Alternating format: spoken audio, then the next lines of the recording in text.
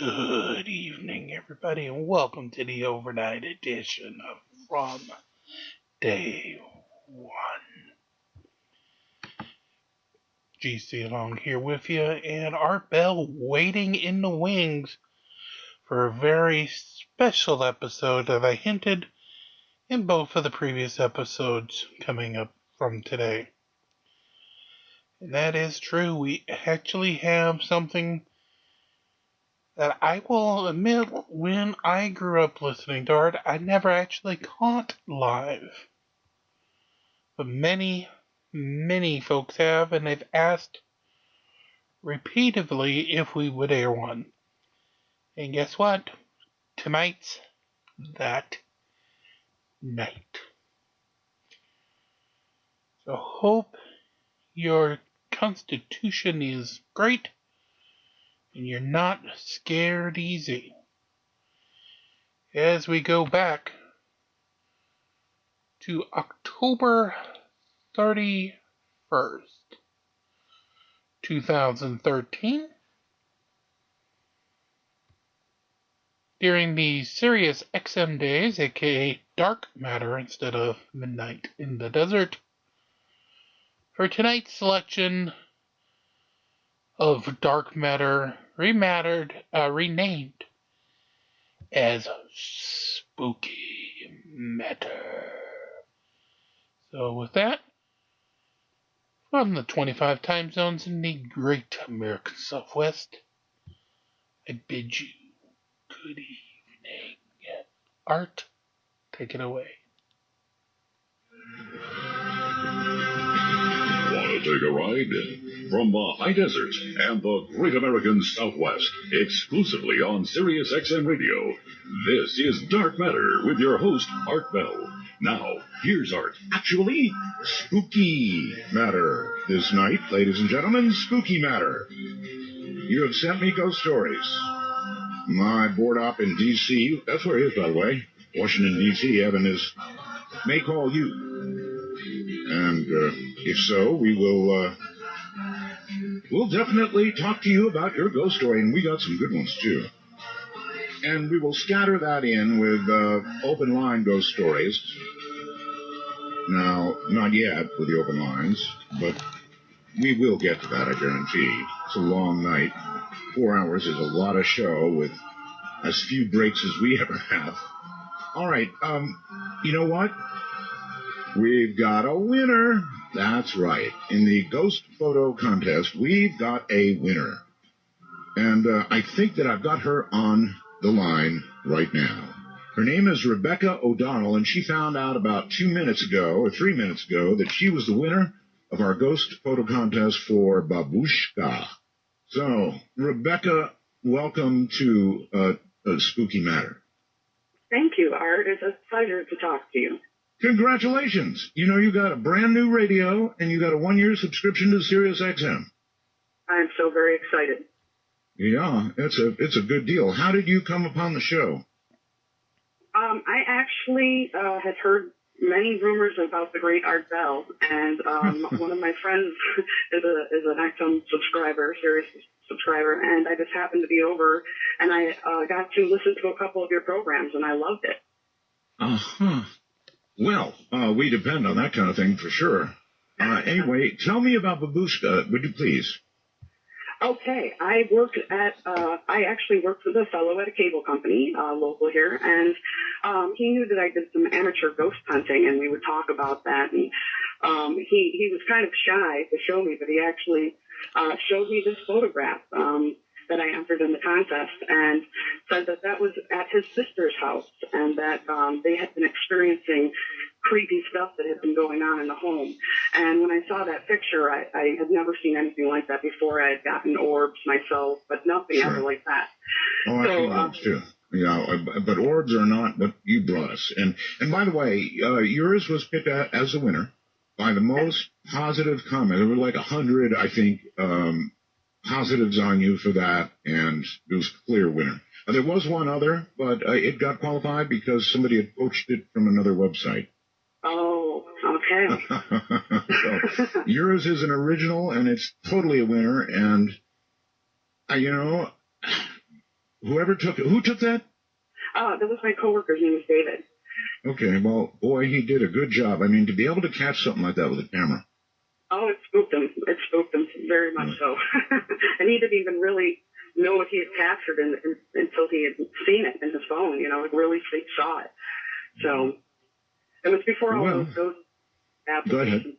I was going to say, before all the iPhone applications and all the little things that you could do trickery with, it was before that even really evolved yet. So that was what made it even neater, you know. Do you actually know the date or rough date? Yeah, it was taken around 2007. Okay, 2007. All right. Yeah.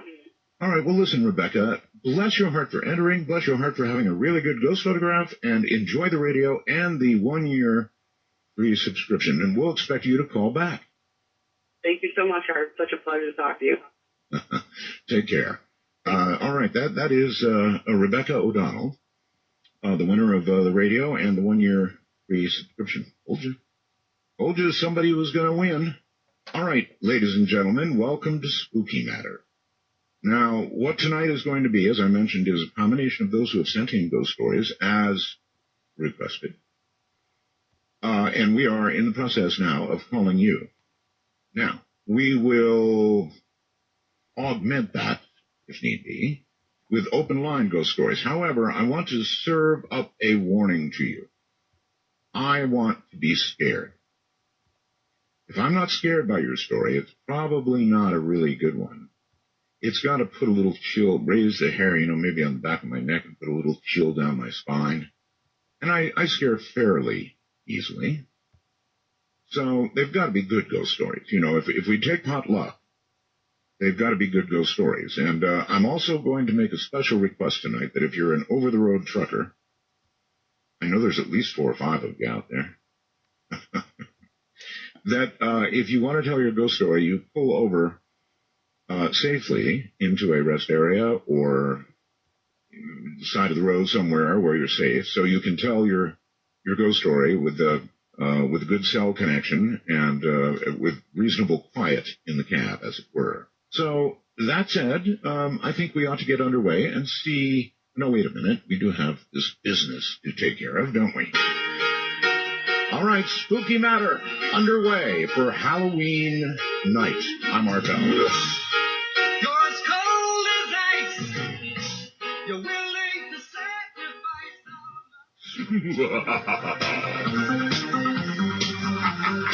You've got to love that laugh. I can do it sort of. How's that? Spooky Matter on Halloween night. And I know many little ones are out there tromping through the night. By the way, including mine. In fact, one of the photographs on the front of artbell.com tonight is of my little one, Asia Rainbell, ready for candy collection. As you can see, very ready for candy collection. She lives in fear that when she gets home, Daddy will claim all her candy. In past years, I have played around with her like that. And so now I believe that when she gets home, which she will before I do, of course, she will hide it. Who knows where? We'll probably find it next year. All right, let's go to Tennessee. And Osage, I guess the name is, right? Is the name Osage? Hello, Tennessee. Hello, Osage. Are you there, my friend? Well, let me try it again. Osage, are you there, buddy? Yes, Art. How you doing? I'm doing fine. I thought we had lost you for a moment, but no, we have you. All right, so what's spooky in Tennessee? Nothing. The story I have is actually whenever I was overseas in the military. First, I just want to say I'm a little nervous, so I apologize. Oh, relax. So, in other words, it's like an alien ghost story. Okay, yeah. I also want to give a shout-out to Bill Gabb. To all those guys out there. The Belgab people? Yes, indeed. Yeah. What do I call them? Vicious but vaguely lovable? That's really an apt description. Yeah. Well, the story had to do whenever I was in the military. It was the 2002-2003. I was stationed overseas in Korea. I was at a Camp Stanley base, which is kind of far north. And And I May was I there. ask, let me stop you. What is it like?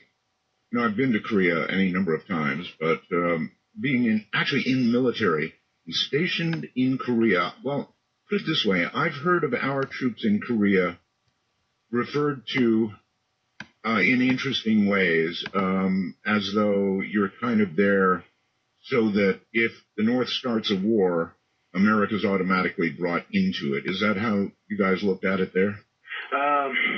Kind of. I mean, well, you know, a lot of people don't know, I guess, that we were never actually, we signed a ceasefire. We never signed a peace treaty, so we were technically still at war. That's correct. And they stationed me there because I after the 9/11 happened, I wanted to combat. I thought I was going to go to Iraq, but instead they sent me to Korea instead. So well, you darn near got some combat anyway. It got pretty tense there for a while. Yeah, it did. We had riots and stuff outside our base, and they had an accident. It's kind of a long story what happened, but well, I'll let you get to it. Don't worry. You know, every year a whole bunch of South Koreans get together in like almost a mob, and they march on the gate. You know, going north. And you know, I always thought, what is that about? These guys are down in South Korea where, you know, where they have freedoms and a relative good life. The economy's in great shape, and Korea's just booming, and yet they march on the North Gate. I always thought, you know, what they should have done one year is just open the damn gate, let them march on north, and close it. Yeah, well, there's a lot of stuff that goes on that the public doesn't hear about. The reason why they were rioting on our base is because we had an accident where two girls were actually ran over by one of our tracked vehicles. And I'm sure you can look about it on the internet, but they were pretty bad. They were actually throwing the Molotov cocktail bombs over the fences, and we had some buildings catch on fire. But yeah. All right. Well, anyway, I don't want to stop you from your story. Proceed, please. Okay, well, during the end of my time, I was usually when everybody does it, their last 3 months, they try to keep them on light duty so that they don't get injured, because if they get injured, it causes complications. So they put me on the unit police, which anybody who's been on a base over there knows what a UP is. It's kind of like NP, only you're a security guard, I guess you could say. Yeah, in the Air Force we call them APs, but yeah. Yeah. So basically I would be in charge of the gates, and they would rotate us around the different gates. And I always liked the night shift because just kind of a night person, you know. And so they picked me to work on this gate, which I actually worked there whenever I was doing my time up in the upper part. We call it the AHA, which is the ammo holding area. Right. And up there that's where the last line of defense, I guess you could say, for artillery. The North Koreans had their artillery focused on us, and the only thing we could do is store ammo inside the mountain and in a big tunnel. So to get to that tunnel, you had to go through the gate, and that was the gate that I was stationed at, in charge of. Mm-hmm. So during the night shift, well, first I want to say that place had a reputation already. The people there, the Koreans, I've heard them talking before. And I remember one time early on when I first came there, I asked them what they were talking about. And the Korean guy told me, kind of laughed it off. He said, well, they were talking about how that place is haunted. And this was during the daytime. I really didn't understand, what it was about.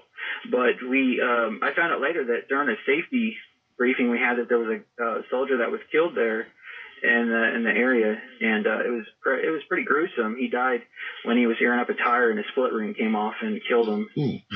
Yeah, and it was probably instant death, but it was in the area that I worked, in the area, So anyways, I would work there at night shift, and things were pretty calm.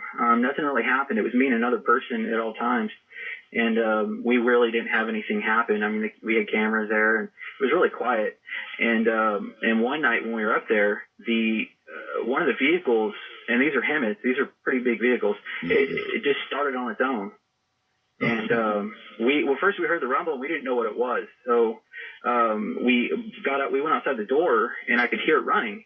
And we looked at each other, and that's when it really kind of got spooky, because I work those machines, and I know that we don't have those malfunction and just cut on their own.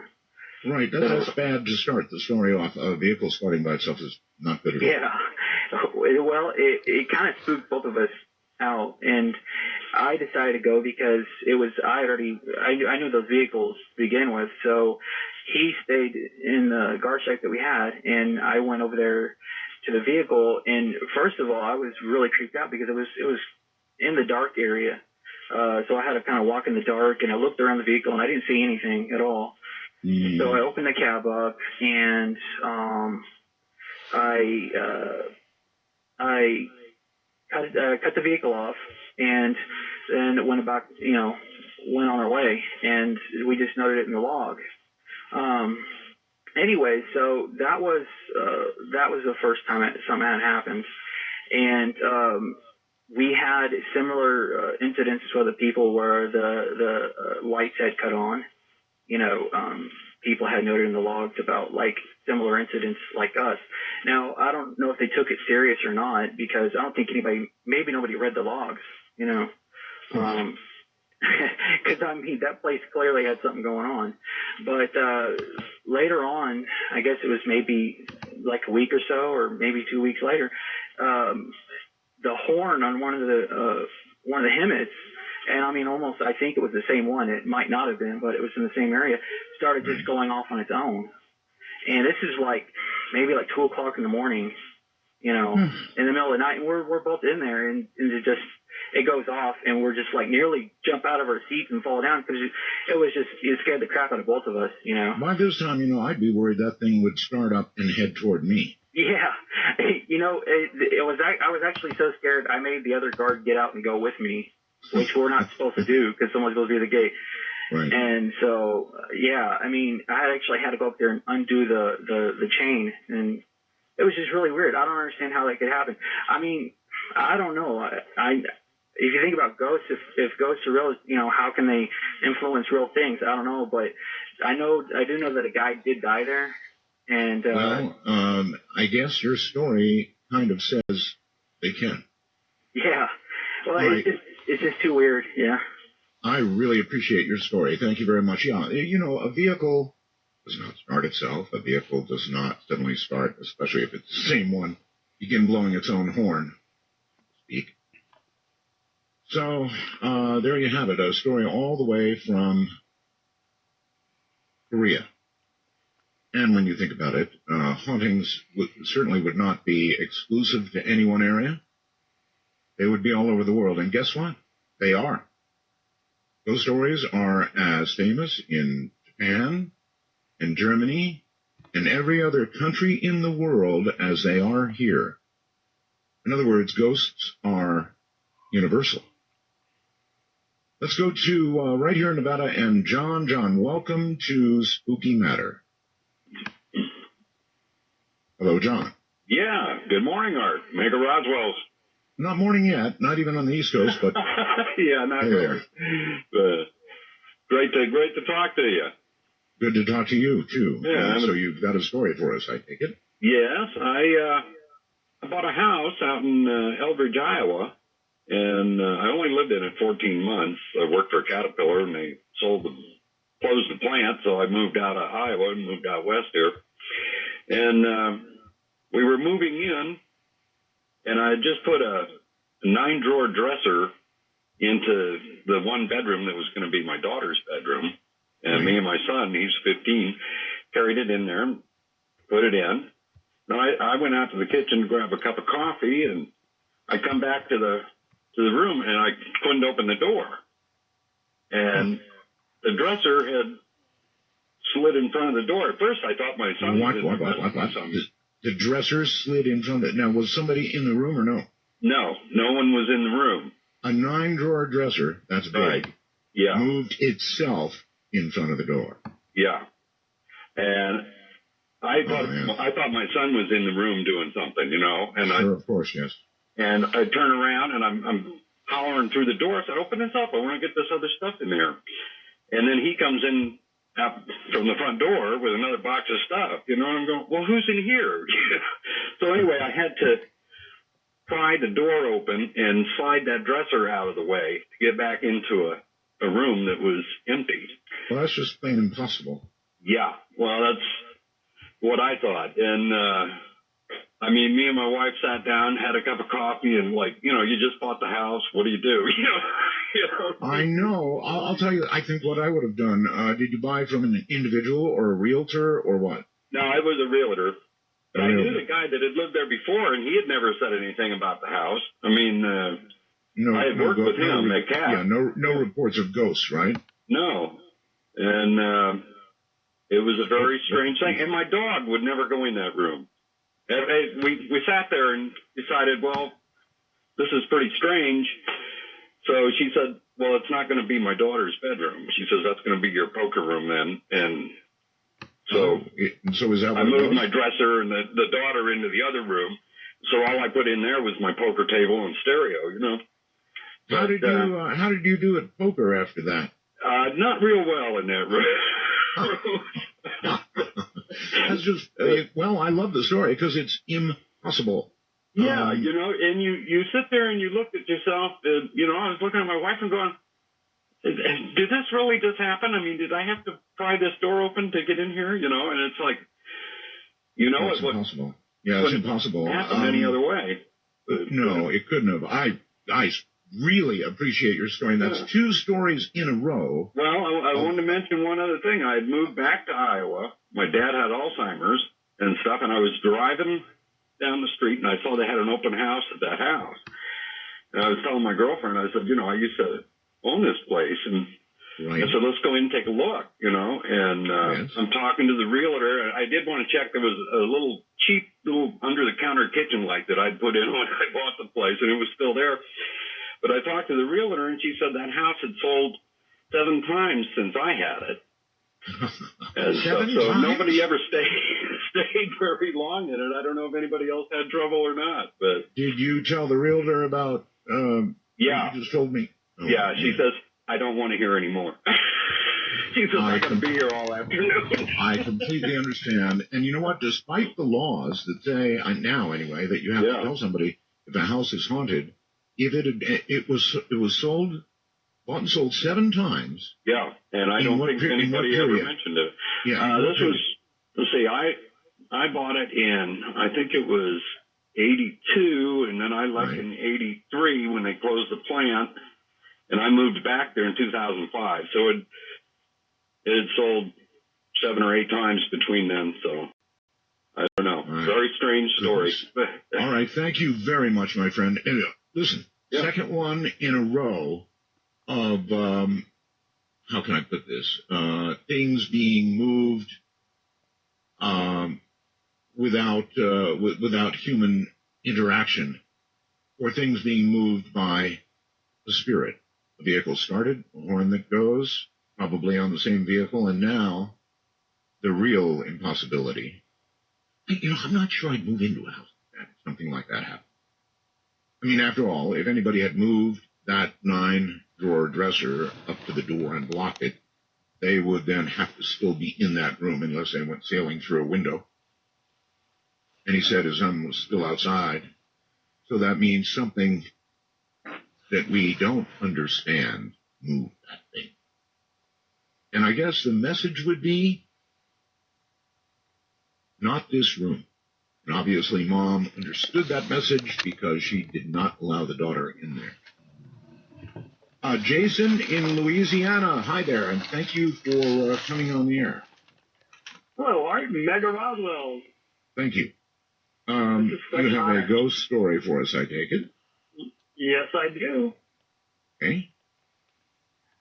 This is a story about when my wife and I were newlyweds, and as newlyweds kind of do around that time, they'll go visit their parents, you know, once a week or so. And my wife said she was going to go visit her mother. I said, that's fine. I'm going to go ahead and just stay home. I'm in my pajamas. And about 40 minutes later, she came back and she said, you're not going to believe what happened to me on the ride home. And being the foolish young husband, I said, that sounds great, honey, but let me go ahead and just finish up this video game that I'm playing right now. And so that frustrated her. You're already like a husband. You're already like a husband of about 10 years. Not a newlywed. A newlywed jumps up and... I was in hot water. Yeah, I'm sure. So she was a little frustrated, and it wasn't until the next day that I was able to get her to tell me what happened. Apparently, on the ride home, she had just left her mom's home, and she got the feeling that you get when you're being watched. And she looked off to her left, and she saw the classic shadow figure staring at her. And No, followed her. excuse me. This was when she was driving? Yes, sir. And this shadow person or whatever was moving by itself and keeping pace? No, it was standing behind a sapling, which she thought she saw a tree out of the corner of her eye. And when she looked, there was a sapling, and the shadow figure was behind it, standing behind it. And as she drove past, its head followed her. She got the chills, and she picked up, she sped up a little bit down the neighborhood. And as she made her way to the end of the neighborhood, the lights, starting where the creature was, started going out one at a time until it reached her. And once the lights reached her, she stopped. And that classic fight or flight kicked in, and she got mad. She was angry. She was scared, but she was angry. So she threw it in reverse, and she rushed back to the point where the creature was, and nothing was there. It was just a sapling, and she had a cold sweat, and she was just sitting there, and the car was idling, and all the lights turned on at once. And you sir have a wife with cojones. Let me tell you, I would not have. Yeah, that's right. I would not have gone back. There's no way I would have gone back. So it was she the must day be you a beat tough off one. the first time. She is a tough cookie. I'm not afraid to go out in public. She's got my back. All right, my friend. Thank you for the story. No, thank you. I guess, insert myself into the stories as I hear them, and it's kind of like, what would I do? It would be bad enough. You see the shadow being behind the tree. You see the head pop up, and the head follows you, and then the lights start going out. Would I go back? No. I'm being honest with you. No. I would not go back. So, big cojones. Down to Texas, and Chris. Hey, Chris. Roswell's Mr. Bell. Thank you, sir. I'm glad to finally get in to talk to you. Since the first time I heard you, you're talking to Mel Waters. Mel's Hole. Yes, I've been a fan ever since. The story goes that Mel sold his hole to he sold his hole to the government and moved to Australia, where he's living presumably happily ever after, but I'd sure love to talk to Mel. Anyway, proceed. Yes, sir. 25 years ago, I was a brand new Border Patrol agent.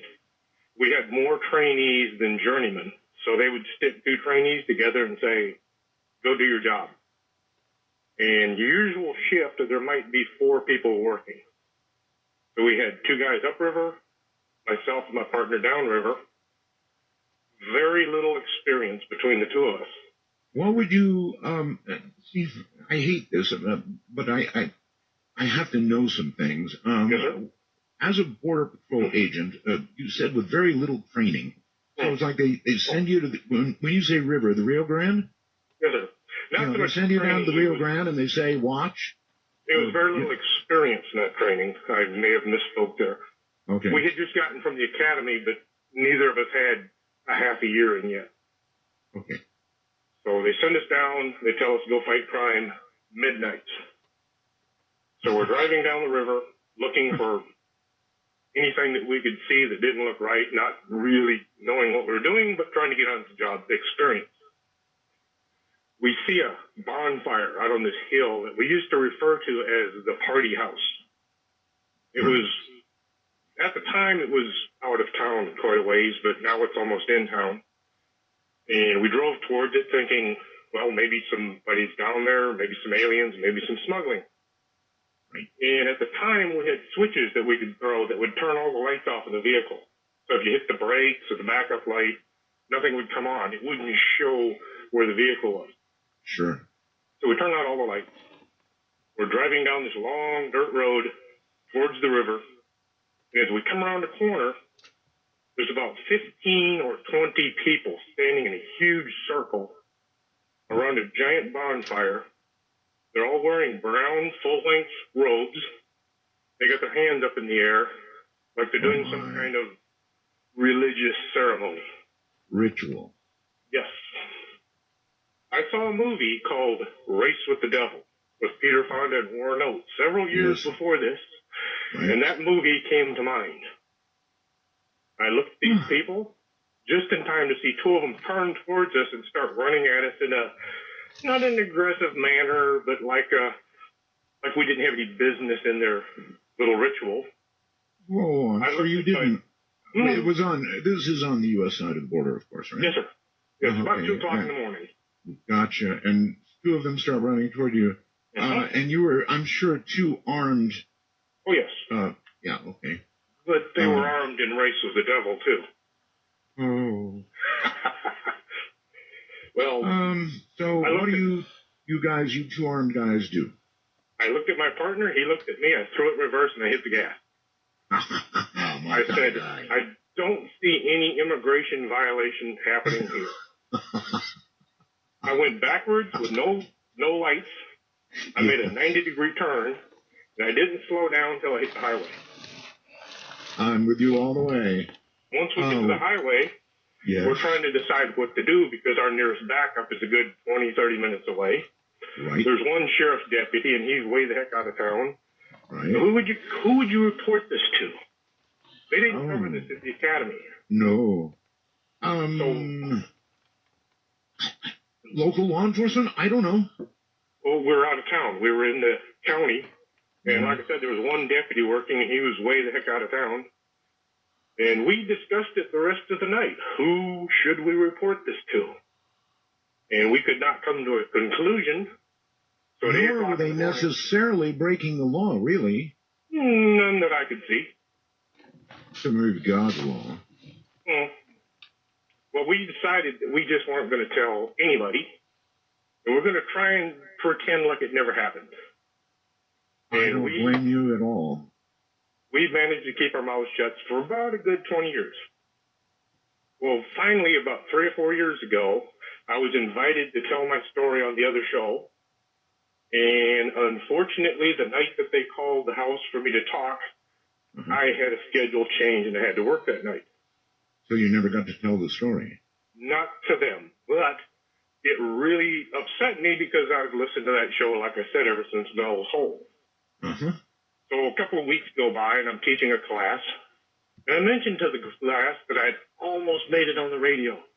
And I told them this story about what had happened to me and my partner and how it would have been neat to tell people I'd managed to tell my story to the entire United States and parts of the planet.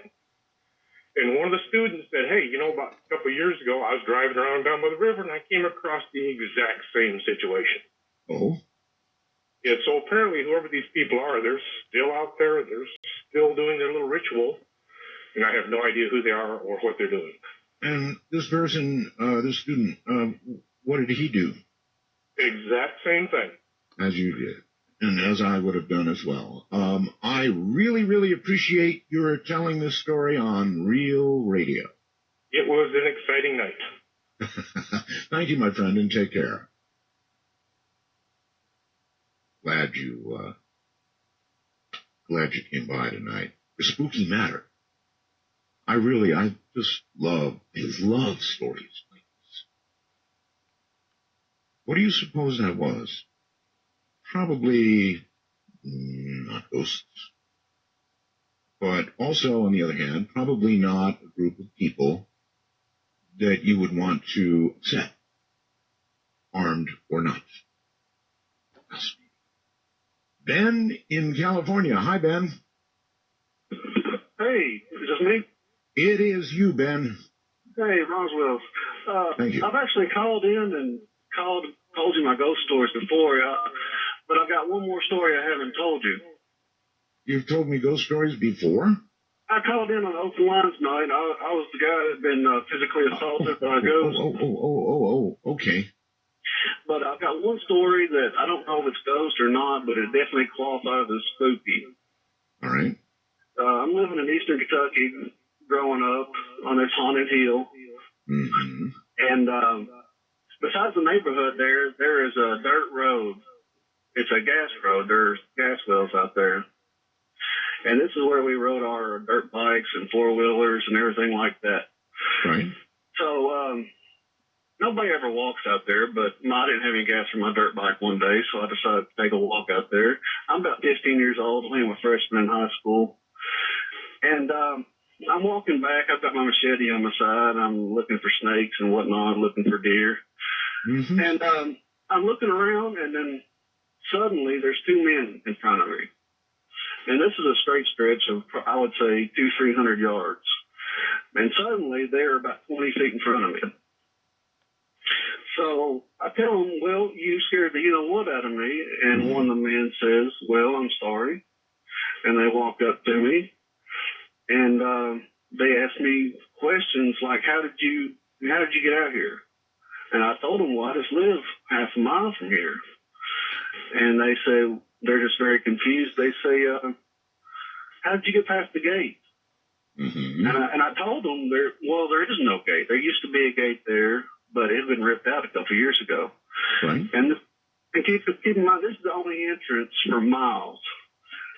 This road runs for miles and miles, and a few miles the other way, there's another entrance, and it doesn't have a gate either.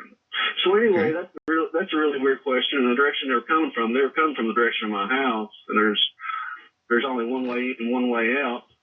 And I'm thinking they should know there's not a gate there.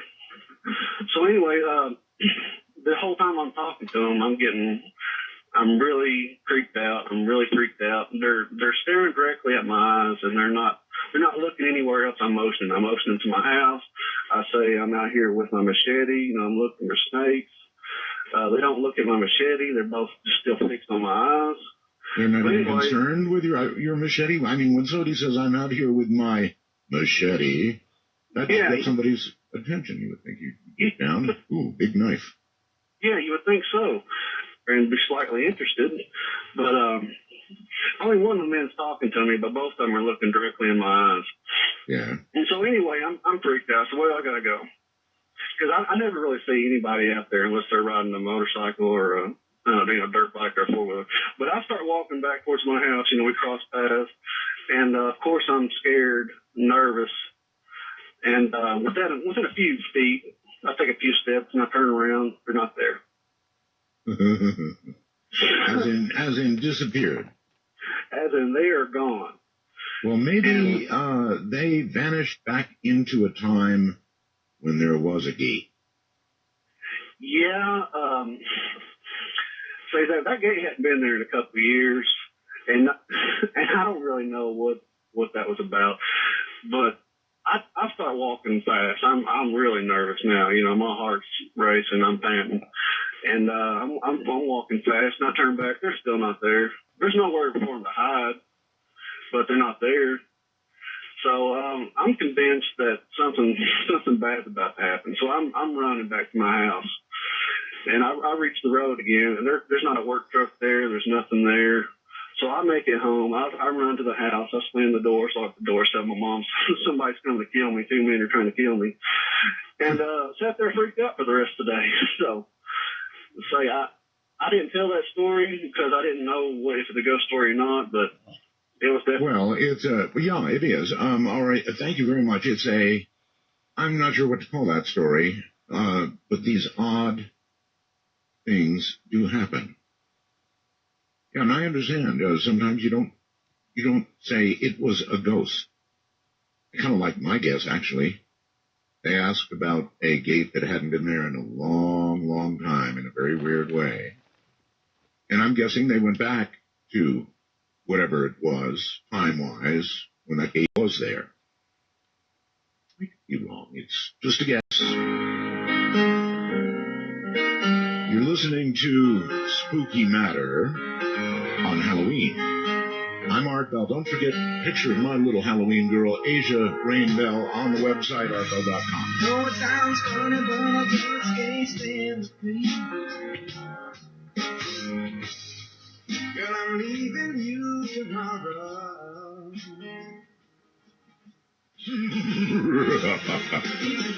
That's me. I used to be able to scare Asia to death with that. It is Spooky Matter. It's Halloween. The little ones are about collecting candy in some time zones, and others are probably well done by now. Let's go to, these are your stories, Illinois, and Larry. Hi, Larry. Hello, Art. Roswell. Thank you.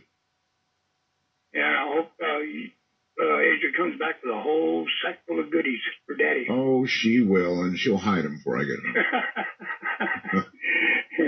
That's when you get into your daddy experiences, and surely you know where at least half the hiding spots are.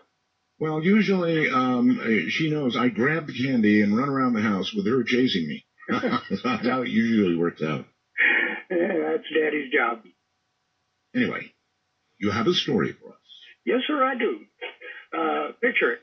You're a corrections officer working a midnight shift. And at the beginning of each shift, doesn't make any difference which one of the three, you send your officers out to do an external perimeter check of the sensors on the fence and make sure everything's where it's supposed to be and working. I don't need any names, but I mean, is this a pretty good sized prison or a jail or what are we talking about? This is a state institution. Okay, big one, yes, sir. Pretty good size. We was generally we run around with about a population of about 2350. Oh, big one. Okay. Yeah, pretty good size. And I was a zone sergeant, and my officers automatically went out and done their duties. We done an external perimeter check and an internal perimeter check. Sure. And the internal perimeter check not only included the inside bits, but also making sure that the doors and windows and everything was secured on the buildings. Right. And part of the institution was handed over from the Department of Mental Health. Mm. And this one particular building, which was right across a service road from another old mental health building that had inmates in it. Mm-hmm. But the building in question did not. It was not inhabited. And down on the basement level, there was it's still there, an extremely heavy steel fire door. Mm. And there for about at least twice a week, for about 6 weeks, we would find this door open. Fire door. A fire door. And did an alarm go off? I would think it would be good. There's no alarms. This building was built about 1910. Okay, gotcha. And my officer that was doing the inspection reported to me that he found this door open, and these are all deadbolts. Oh. And so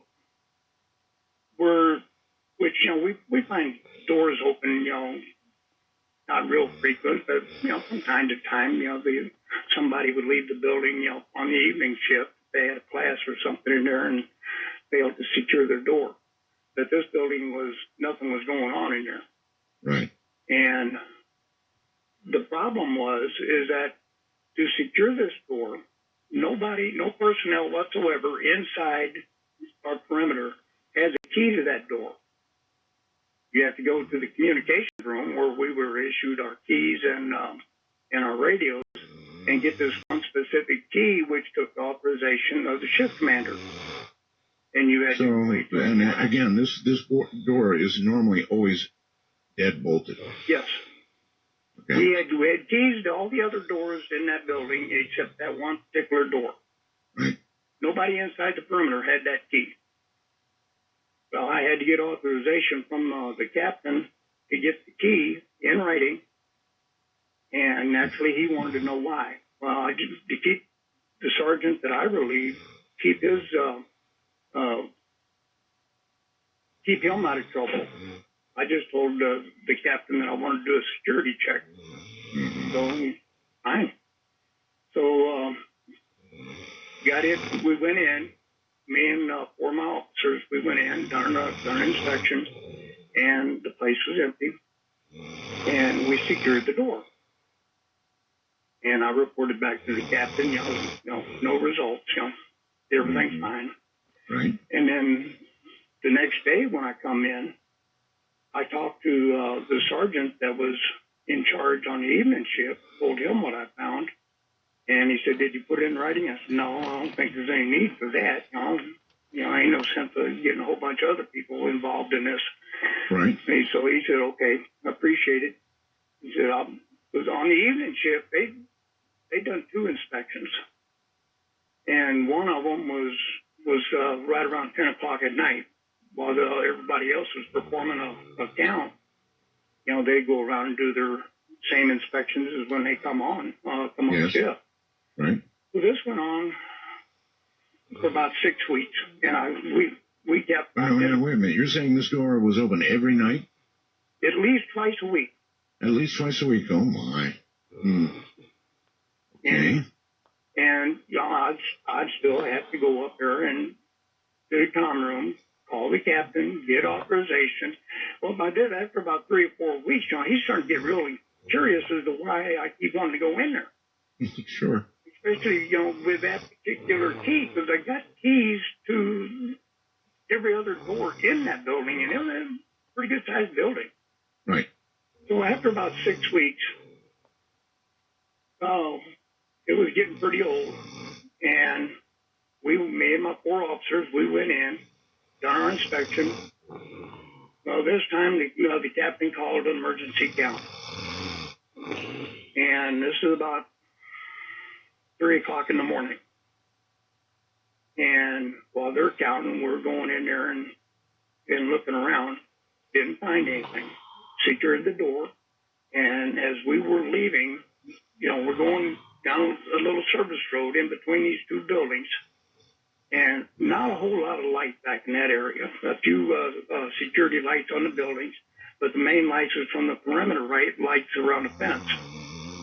And I happened to turn around and looked up on the second floor window at the end of the wing, and I seen a little girl about 8 to 10 years old, blonde hair, and I just told my other officers, hey, come here. So I said, look up there. What do you see? And all their jaws went slack and their eyes got about as big as silver dollars. I said, what did you see? Do you see a little girl? They all went, uh-huh. And about that time, she raised up the right hand and waved at us. And never seen her again. Never had any more problems with that door. Needless to say, that did not go on our reports. No, I wonder what her connection to that door was. Maybe there was an old mental health building. Because part of our institution, especially we had 2 sides, and the side that I was on, we had about a half a dozen of these old mental health buildings. Like I said, built around 1910, 1908. No, maybe she had a dad or a mom that had been in that building. Well, there was children there too. Children too? Yeah. Wow. Yeah, because a few of my officers worked in there for mental health when it was still in operation. And all right. Well, you've given us, thank you very much, another story of, in my opinion, something that's been something physical that has been manipulated by something else. All the stories that we've had so far virtually have involved things physical moved by things not. 6 weeks of a deadbolt opening? Well, I guess we'll just have to all wonder what's up with that. Strange. New York. Back to New York and Franklin. Hello. Hey, Art. How are you? Just fine, thank Happy you. Halloween. This story takes place when my fiancée Gina and I were living in Boston. We lived there in this building for about 2 or 3 years while I was in grad school. And about a month before we were leaving to move back to Brooklyn, we had the apartment packed up and everything, and we're asleep. I'm laying in bed, and I feel someone above me just looking at me. And I'm like, in my head, I'm saying to myself, all right, if you're there, you might not want to be there when I open my eyes. And I'm just kind of joking, you know. I'm not thinking anything of it. As soon as I say this to myself, I feel a gust of wind shoot to my left. And now I open my eyes and I sit up immediately. I'm like, what is this? I look over, and there is a man in our doorway, colonial dress, long, stringy hair, bifocals, like a tall, thin Benjamin Franklin, okay? Right. Now, the man is illuminated. The only light that we have in our apartment is the bathroom door behind him that's slightly ajar. He is producing his own light, but his light doesn't reflect onto my door, my floor, my wall, nothing. All right? And he's slightly translucent because I can kind of see the bathroom light through him. Now, this man is looking at us with curiosity. No malice, no nothing. I'm just staring at him with curiosity. I touch my girlfriend, and she wakes up, and she looks at the door, and she says, "Who's the man in white? Who's the man in white at the door?" At that point, I really get freaked out because it was like confirmation. I turn to her. She goes back to sleep. I turn to him, and he's gone. Oof. Yeah. I wake her up. She tells me exactly what she saw. It was exactly what I saw. She goes back to sleep. I could not go back to sleep for the rest of the night. I hear you, buddy. Thank you so very much for that story. Now, isn't that interesting? In other words, it may well be that many times the apparition, or ghost, if you will, is every bit as surprised at being in another place or time than it was used to. So it is as absolutely curious, perhaps even terrified, as you are. And I wonder what that says about the other side. The mixing of that side and this side on some occasions.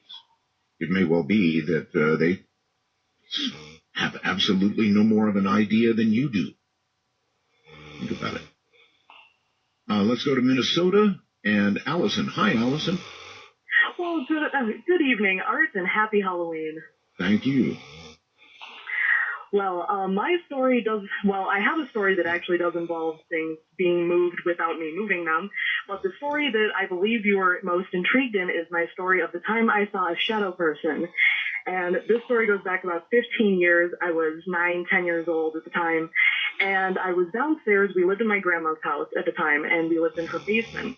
And this particular night, my mom had left to go grocery shopping, but my bedroom was in the basement right next to the stairwell. So the only way to get in and out of the basement is on these very, very creaky stairs. If anyone were to come downstairs, including our very fat cat, I would know about it. So I'm reading my book for school that night, and I'm sitting on my bed, and the setup of this basement was very odd. It was my room had two doors, one that went to the stairwell, and then another one that went into a very oblong bathroom that was connected on the other side of this bathroom to our living room. And right by the doorway to the living room, there was a desk. And my mom had a light on that, and she left it on for me so that I wouldn't get scared while she was gone, even though my grandma was upstairs watching TV. So I'm reading this book, and the way I'm sitting on my bed, I can see through the bathroom and then into the living room. And I can see the light is pretty much framed by the little slit of the door that I can see through. And I don't know what compelled me to look up, but I look up over my book into the living room. And as I do so, a 6.5 to 7 foot tall pitch black shadow. I could see, the only definition it had was I could see shoulders, I could see a head, and I could see that it was wearing a bowler hat, of all things. And it didn't bob up and down as people do when they walk. It glided behind this desk from the living room into my mom's room and was gone. And I promptly threw my book across the room, opened the door to the stairwell, and ran upstairs and told my grandma. And she, of course, didn't believe me. Oh, that's silly. But this house, only my mom and I had just handfuls of experiences in this house. So she believed me when I got home. But the part of that scared me the most about that shadow person is that it had to have walked a foot or two behind this lamp that was very bright, and it did not cast a shadow on the back wall behind it. It did not have any light reflect off it. It was like a cutout of reality. There was just blackness. And then this entity, you were seeing it full on, straight on with your vision, right? Not peripheral vision, straight on. absolutely straight on. I watched it go by and sat there and realized that I'd seen for a second before I turned pale and ran.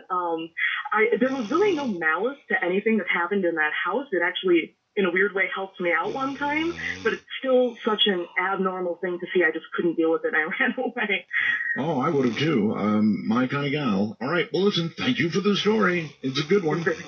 You're very welcome. Take care. Thank you. My kind of gal. I mean, I'm being honest with you. If I saw a creature like that, I don't know about you. Perhaps all the rest of you are considering along with me. But if I saw a creature like that, so-called shadow person, straight on, and then it floated across the floor, I would be so gone. Let's go to Andrew all the way down in Melbourne, Australia. Hello, Andy. Hi, Art. How are you? Quite well. And I presume you have a ghost story for us. I do. It's the story involves my daughter's imaginary friend. Okay. For a number of years, my daughter had an imaginary friend that she described as a tall, old man that she named Roger. Mm-hmm. And it was one of those textbook imaginary friends where she would talk with him, play with him, have tea parties with him, and, sometimes even blame him for things. Mm. And, my wife and I would fully see her have conversations with, like, an unseen person. And, my wife did her research and she just chalked it up to an overactive imagination. For my daughter at the time was an only child. And we basically thought that, the behavior was perfectly normal and age appropriate. You know what, though? It's still creepy. If you watch a child talking to somebody that's not there and even apparently getting answers, it's pretty creepy. It's very creepy. And, so my wife thought it was normal, but me, having graduated from the Art Bell School of Ghost to Ghost and other paranormal shows, I always suspected that she may have been talking to a ghost. Having said that, we never had any paranormal activity in the house. We never saw apparitions or disembodied voices or red eyes in the closet. None of that. One thing happened that did freak me out is one day my daughter told me that Roger didn't like me. And that sort of made the hair on the back of my neck sort of stand up. And I said to her, why doesn't Roger like me? I'm a very likable guy. And she said, Roger doesn't like it when you throw cigarettes in his garden. Ooh. And my daughter did not know that I smoked cigarettes when she was born. I I cut down. I would only smoke when I was at work or late at night when she was in bed. But I would go outside, I'd light up, have my cigarette, and then throw the butt in the garden.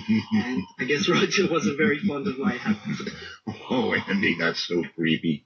It is. All right. Thank you very, very much. That is a creepy story. It really is.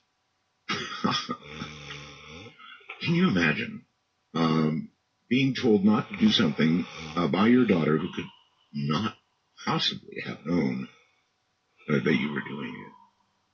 Oh, boy, that's creepy. All right, it's about that time. We'll pause here. Oh, wait a minute, I already did that, didn't I? Let's there you go. Let's pause. It's Spooky Matter on Halloween night. It's solidly dark here now on the West Coast, as it should be.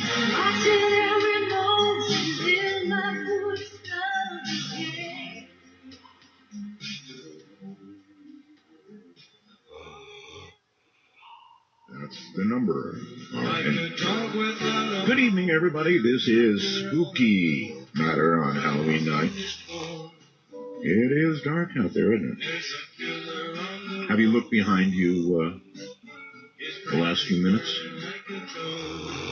Yeah, if I were you, I would. Let's go down to Sam in Texas on Skype. Hey, Sam. Hey, good evening, Art. Good evening. Okay, I have a ghost story for you. I recently moved out to my family farm in East Texas, and as part of that, I joined the volunteer fire department out here. Mm-hmm. And that amounted to me showing up at a meeting on Thursday, getting voted in. They sent me home with a radio and pager.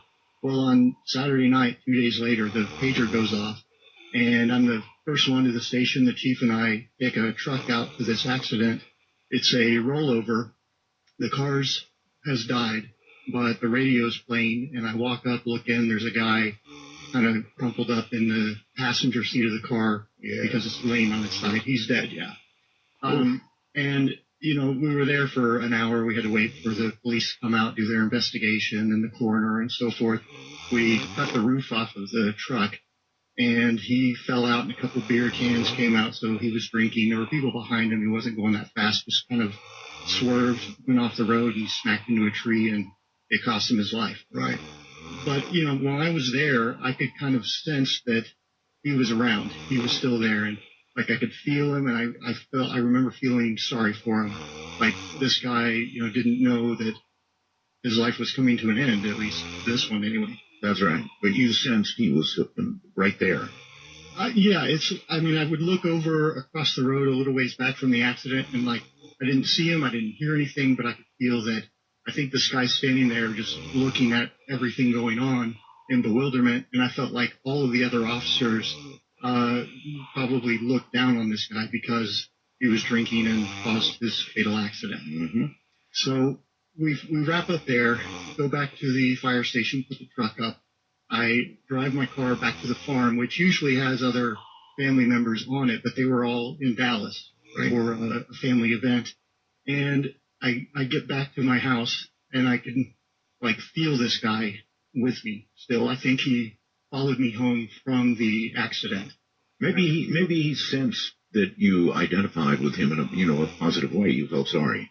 Yeah, I think he could maybe hear my thoughts or feel my emotions, or somehow was perceptive to that. Sure. But it freaked me out. I was just scared half to death because, this guy is here following me home, and I don't know how to help him. And eventually I said that out loud. I'm like, I don't know how to help you. I'm sorry.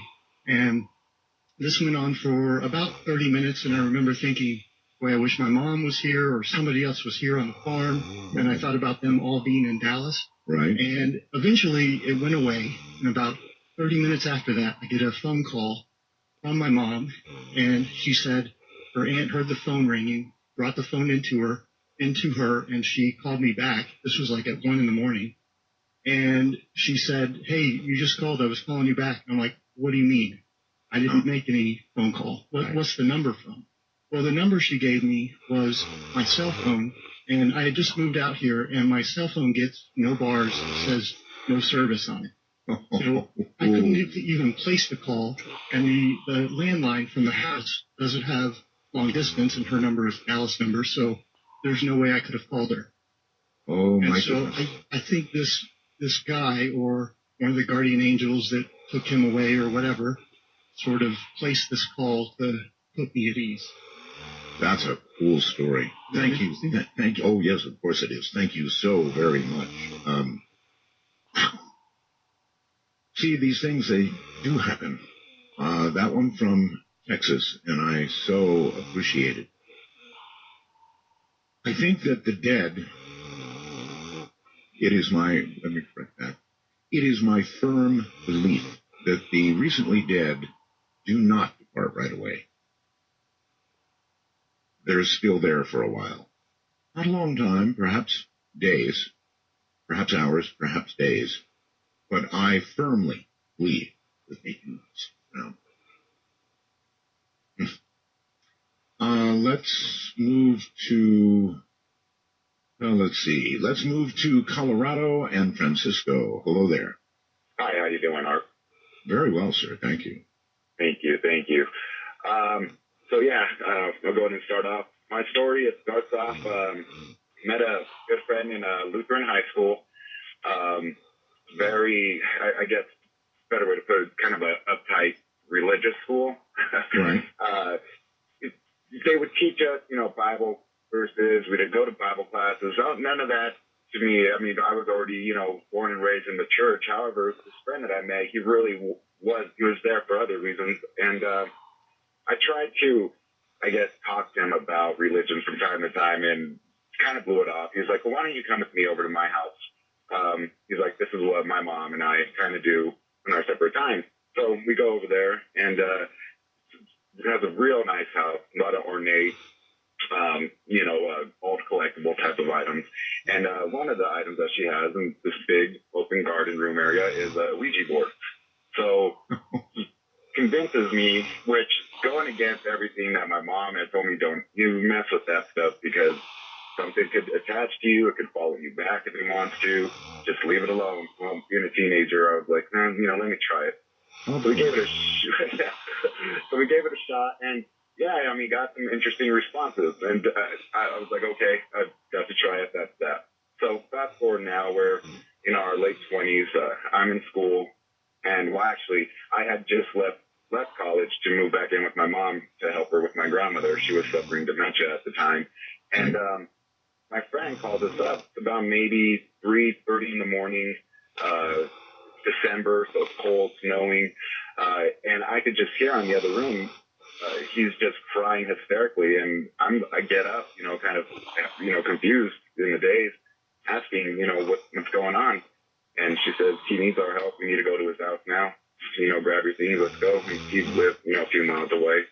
We get to his house, and he's standing outside in the snow with no shoes on, with just an undershirt and a pair of jeans, and immediately gets in the car, starts crying again. I mean, just shaking uncontrollably, probably from being cold and being scared. And as he starts to calm down, we ask him, what's going on? What happened in there? And he said, I came home, hanging out with some friends.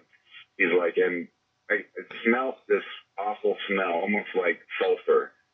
He's like, I paid no mind to it. I looked around the house. He's like, it's not until I came to my living room that I seen a man sitting on my couch.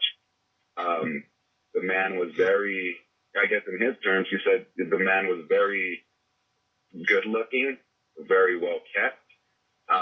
My friend had a dog, a big Rottweiler, and his Rottweiler, instead of barking, going crazy, wanting to attack this guy, sat right next to the man. The man kind of just was stroking the dog. He said when he looked at his eyes, that his eyes were gray. There was no pupil, there was no white, that they were just completely grayed over. And I don't know if there was some type of, there was no verbal communication, he said, but the look, and maybe, not in his words, but maybe some type of, the thoughts, he felt his thoughts were being read by this being. He said he just felt like his soul was being taken from him, and that this being knew that I have you right where I want you. When we had got to the house, like I said, he had already, in order for him to have gotten out of the house, I should have explained a little bit better, he had to break the window out of his bedroom. So my mom and I are like, do you have a key to get back in? The sun's starting to come up, like, 4:30, 5 o'clock in the morning. And we're all like, we really don't want to go in there, but let's go in there. So we finally make our way to his house, and the house is a wreck. Cupboards are basically torn off hinges. Food and dish plates are scattered all over the kitchen floor. There was even dog vomit in the living room, in multiple areas of the house. Sounds awful, yeah. It was, like I said, I was born and raised in the church, and, nowadays, too many people, they want to recognize the good and not also that there is evil out there. Yes, sir. This certainly opened my eyes to it, because seeing what I saw and what I sensed, and just the atmosphere was heavy, that as walking in that house and just knowing that, why would my friend go to extremes to break a window in order to get out of his own home? Because he was terrified. Yeah, he truly was. Absolutely terrified. Did he say anything about how everything got broken? No, he said once he felt that, as I was explaining, he felt like just a part of him or part of his soul was just being taken by this entity. And he still, to this day, says it was the devil. But he says once he started feeling that awful feeling, he rushed to the front door. The door knob wouldn't budge. It wouldn't open, nothing. So that's why he decided to break out his bedroom window. It was, everyone who I told this story after that, or familiar with my friend, they were shaken. I mean, and just terrified to think, like, that is something else. So we had, that same day, we called some priests over to come and bless the house. And, even the priests they had a look to them that maybe there really was something here that we can't explain. And during the prayer, my friend, the one who went through all this, he straight fainted on the floor. So I don't know if it was a possession and he was making that up, let's just say, but whatever happened, something happened. Well, thank you very much. I don't think anybody makes up breaking out a window of your own house. Not for a second. The rest of it, I don't know, as he said, but if you thought that you were sitting across from death and that death had come for you, you might do the same thing. Zach, somewhere or another on Skype. Hello. Hi, Art. Hi. Where are you? Halloween. I'm sorry, Zach, where are you? Oh, I'm in Oakville, Canada. Canada, okay. Very good. So I've got a story that happened last year. My uncle was staying with us here at my house, and we were talking one night, and he was telling me about all these horrible dreams he was having. Mm-hmm. And I mentioned it the next day, my friend who likes to dabble in the occult, and he suggested to me that we do a banishing ritual, whereby he would summon the negative energies and then banish them from my uncle's life and also anyone that was in my house. Right. So I mentioned this to my uncle after I talked to him, and he was down for it. So the next day, my friend comes over, and what he did is he set up 4 candles in the north, east, west, and south corners of the house. Mm-hmm. And he went outside. We've got a walk-up basement, so he was under my deck doing whatever he had to do for the ritual. Meanwhile, my uncle and I are sitting in a living room, and we were just told by my friend to just sit there in silence and just sort of, I guess, ponder life. Right. And not that long after it began, I got paranoid because I couldn't see all the candles. So I was concerned, one of them might catch fire or something. So I walked around the house periodically to check in on them. And I did a round and everything was fine. And I come back to the room and the candle that was in the south side of the house where we were sitting started making this pinging sound. What? Just going ping, ping, ping, and it would stop.